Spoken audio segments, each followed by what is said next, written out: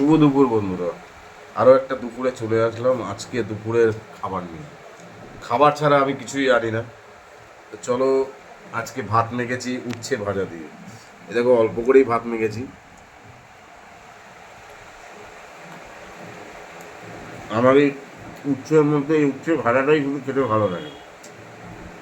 উচ্ছে কুমড়োর বটি আমার ভালো লাগে না। কড়া করে একটু উচ্ছে ভাজা দিয়ে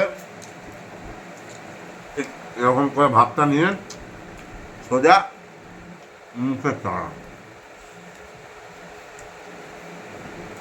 তো দেখতেই পাচ্ছ অনেক তাড়াতাড়ি করে ও কামড় পড়ে গেল। ও এর জন্য বলে খেতে খেতে বেশি কথা বলতে নেই।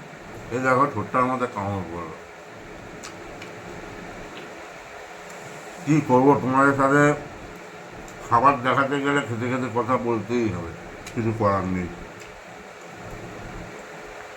চলো, উঠতে পারে দিয়ে মাখা হয়ে গেল, খাওয়া হয়ে গেল।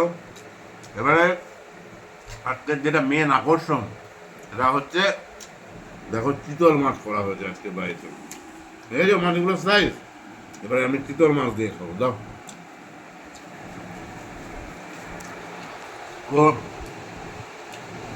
পুরো লাল লাল ঝাল ঝাল করে চিতল মাছ করা হয়েছে। ও ও কি বলবো। এই দেখো বন্ধুরা, এই দেখো, এই জায়গাটাই তো আসল মজা। তেলটা তো এখানেই থাকে। আহ, কি বলবো বন্ধুরা, অসাধারণ অসাধারণ।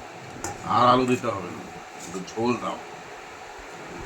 আহ, ও তেলে চুপচাপ।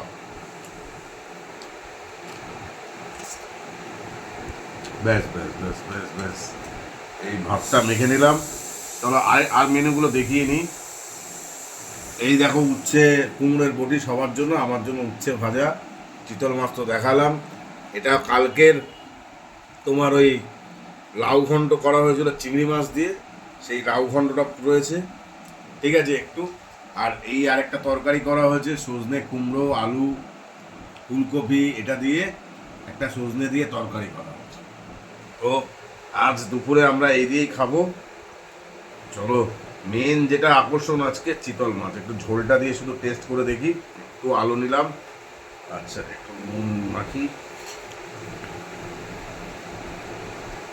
আর এই নিয়ে ব্যাপক হয়ে গেল এটা। এই দিয়ে মাছটা কত আছে। চলো, এটুকুই থাক আজকে, এই দিয়েই দুপুরে খাবারটা খাই। টাটা, ভালো থেকো, সুস্থ থেকো, সঙ্গে থেকো, টাটা।